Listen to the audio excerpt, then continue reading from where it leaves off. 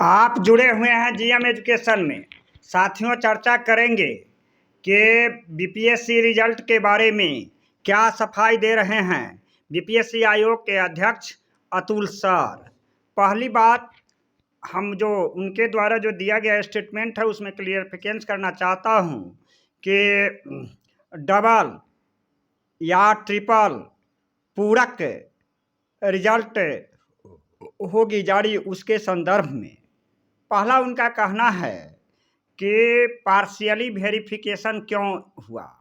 Partially verification में शिक्षा विभाग और आयोग के पार्टिसिपेट पूर्ण रूप से नहीं होने के कारण पार्शियली वेरिफिकेशन हुआ, जिसमें संभावना है कि 16,000 अभ्यर्थी का होगा रिजेक्शन। उनका स्टेटमेंट है।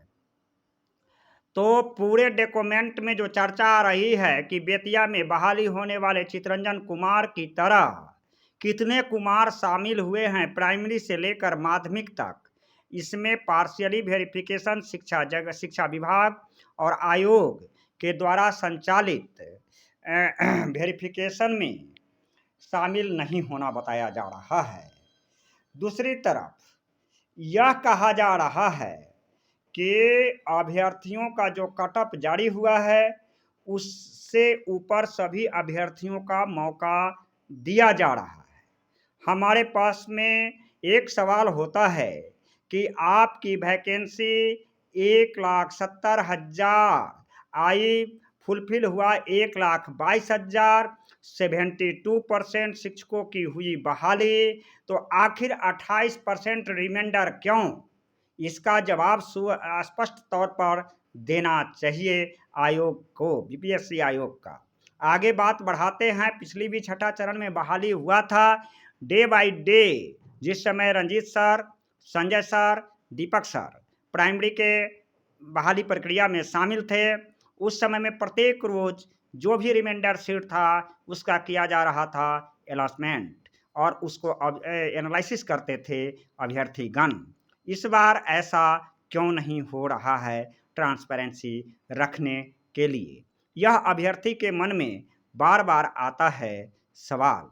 आगे बात बढ़ती है कि कटअप जारी होने के बाद यह अब जो हम लोगों का मुद्दा है कि अगर जो कटअप जारी किया गया है, जैसे जनरल के लिए मेल के लिए 67 और फीमेल के लिए 57, ईडब्ल्यूएस मेल के लिए 57, लेकिन हम अभ्यर्थियों की माने तो जो उम्र सीट दिखा रहा है उसमें आ रहा है 72, लेकिन उनको भी ना किया गया है शिक्षक बहाली में शामिल।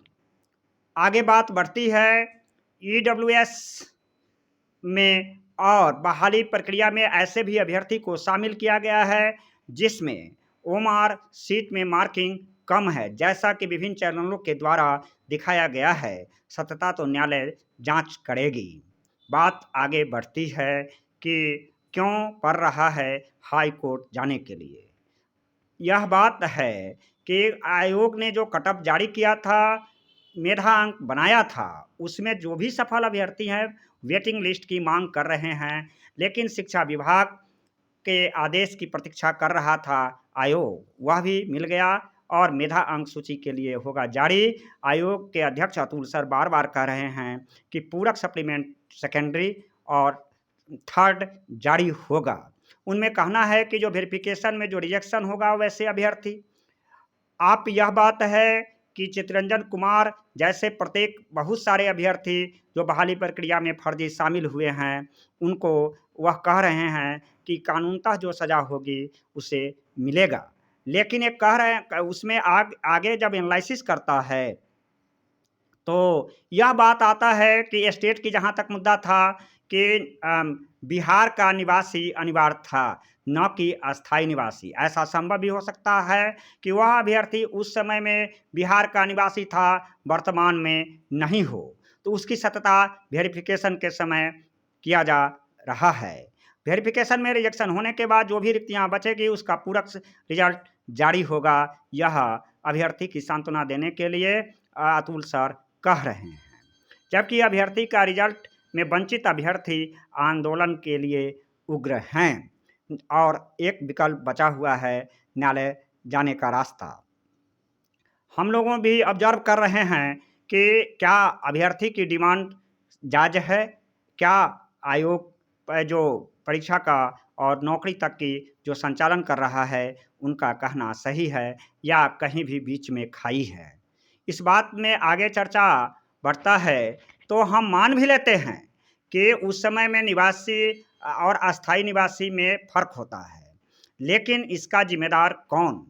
डबल नियुक्ति, एक ही अभ्यर्थी प्राइमरी, माध्यमिक और उच्च माध्यमिक में अगर नियुक्ति पा लेता है, उसकी जो रिक्त वैकेंट होगा, उसको भी कह रहे हैं कि यह शामिल होगा, जबकि नोटिफ़िकेशन में था, एक ही जगह उसकी जॉइनिंग लेटर दी जाएगी। तो 2 डबल जॉइनिंग लेटर क्यों? यह सब अभ्यर्थी के दिमाग में प्रश्न बार-बार चिंतित करता है, ख़ास करके स्लाइडिंग कैंडिडेट के बारे में। आगे बात बढ़ाते हैं कि हाई कोर्ट जाने के लिए क्या हुआ? मेरे द्वारा भी केस की संचालन किया गया है। अभ्यर्थियों का फ़ौज, पेटिशनर का फ़ौज हमारे साथ क्रमवश बढ़ता जा रहा है। इसमें एक कारण है कि इस न्यायालय के माध्यम से हम विभाग से, हमारे न्यायालय से यह प्रश्न बार-बार करेगा कि क्या आवश्यकता पड़ी कि इस बहाली प्रक्रिया की शुरुआत नोटिफ़िकेशन के साथ नौकरी की जॉइनिंग लेटर तक, जिस समय नियमावली की प्रक्रिया में अनेकों बार नहीं 20 बार चेंज करना पड़ा है, यह जवाब लेगा न्यायालय से हमारे अधिवक्ता। आगे बात बढ़ती है कि उसके बाद क्या ज़रूरत पड़ा कि रिजल्ट की ट्रांसपेरेंसी में आपने कट ऑफ नेमिंग बाय पहली सूची में जारी क्यों नहीं किया? जॉइनिंग लेटर के बाद आपने दिया तो क्यों, क्या कारण था? अगर न्यायालय में यह साबित हो जाता है कि कम नंबर वाले की जॉइनिंग दिया गया और अधिक वाले को वंचित कर दिया गया, इस भ्रष्टाचार का जिम्मेदार क्यों चरितार्थ होता है कि आप यह रिजल्ट प्राइमरी का रिजल्ट नहीं, शराब का बोतल है, इसमें गंगा जल भरना होगा।